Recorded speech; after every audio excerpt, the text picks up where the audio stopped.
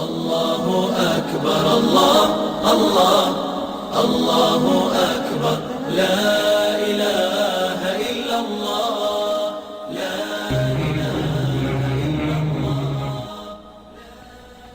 السلام علیکم ناظرین، پروگرام اسرار رحمت میں آپ سب کو خوش آمدید۔ ناظرین، ہمارے سیگمنٹس میں سے ایک سیگمنٹ تھا دلچسپ و عجیب۔ اس کے تحت ہم آپ سے حضرت آدم علیہ السلام کا ایک قصہ بیان کرتے ہیں کہ حضرت آدم علیہ السلام کو جب جنت سے راندہ درگاہ کیا گیا، جنت سے نکالا گیا، زمین پہ اتارا گیا، تو لکھا یہ ہے کہ آدم علیہ السلام جب وہاں سے چلنے لگے ہیں تو انہوں نے وہاں سے وہ حجر اسود کو اٹھا لیا۔ حجر اسود کو بطور موڑے کے، یعنی بیٹھنے کے لیے ایک سیٹ کے طور پہ حجر اسود کو بغل میں لے لیا اور زمین پہ اتار دیے گئے۔ اور دوسری روایت میں آتا ہے کہ جس رات میں آدم علیہ السلام کو آسمان سے زمین پر اتارا گیا تو اس رات میں آدم علیہ السلام بڑے وحشت محسوس کر رہے تھے، بڑے مایوس، اور پوری اس دنیا کی ہو کے عالم میں اکیلے رات کو بیٹھے ہیں اور بڑی ایک مایوسی اور وحشت طاری ہے۔ اسی رات میں اللہ تبارک و تعالیٰ نے جنت کے دو جواہر، یعنی ایک حجر اسود اور دوسرے مقام ابراہیم، یہ دو پتھر اللہ تبارک و تعالیٰ نے اس رات میں آدم علیہ السلام کے ساتھ اتار دیے۔ جب صبح کی روشنی پھیلی ہے تو آدم علیہ السلام نے اپنے پاس یہ دونوں پتھر پڑے دیکھے تو پہچان گئے کہ یہ تو جنت کے میرے ساتھی ہیں، کہ جنت کے جواہرات میں سے آپ نے دونوں کو لے کے سینے سے لگا کے جو ان کو بغل گیر ہو گئے، اس سے تسکین حاصل کرنے لگے کہ یہ وہ جنت کا ایک سامان میرے ساتھ آ گیا ہے۔ اس طریقے سے اللہ نے ان دونوں پتھروں کو زمین پر اتارا۔ اور عجیب بات ہے، حدیث میں آتا ہے کہ آدم علیہ السلام جو حجر اسود لے کر آئے تھے، اصل میں حجر اسود ایک فرشتہ تھا۔ جب آدم علیہ السلام کو جنت میں اللہ تبارک و تعالیٰ نے آباد کیا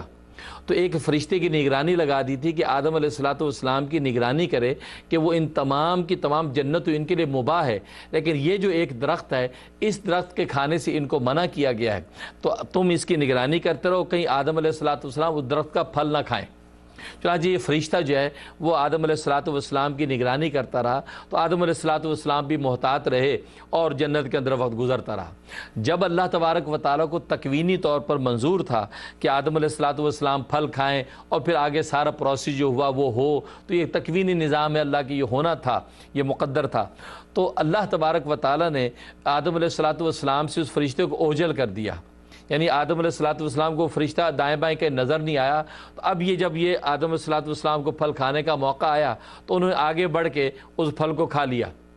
جیسے ہی پھل کھایا تو اللہ تبارک و تعالیٰ کے ہاں ظاہر ہے کہ خاص قسم کا غضب نازل ہوا کہ بھئی یہ تمہیں منع کیا گیا تو کیوں کھایا۔ تو اسی ہیبت اور دبدبے کے عالم میں اللہ تبارک و تعالیٰ نے اس فرشتے کی طرف دیکھا۔ جب اس ہیبت کے عالم میں اس فرشتے کو دیکھا ہے تو فرشتہ خوف سے جو ہے وہ پتھر بن گیا،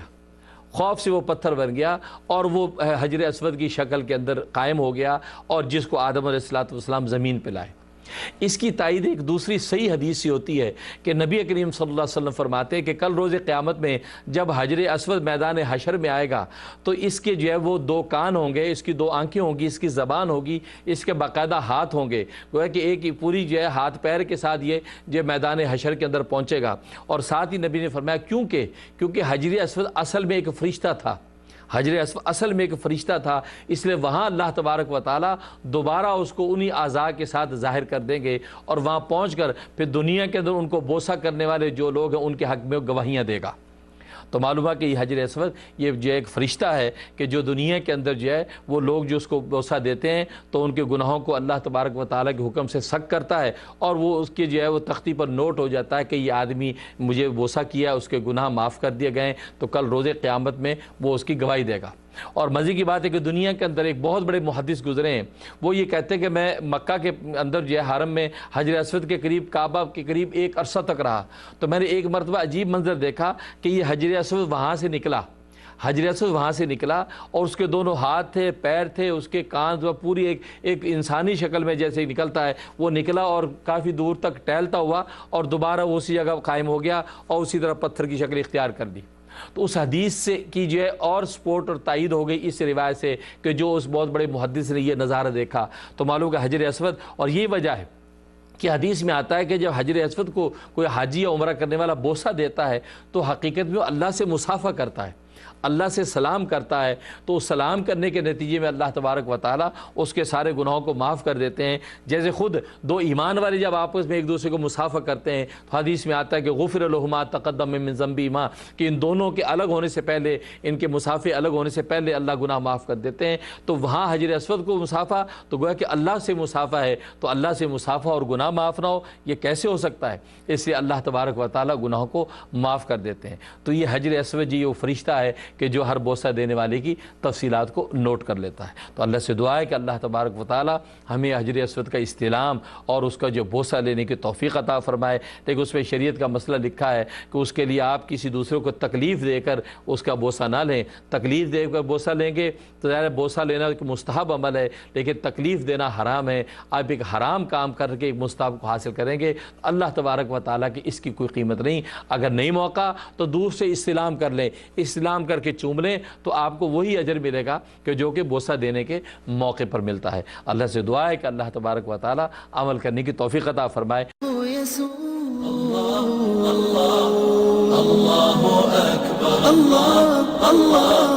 الله أكبر لا إله إلا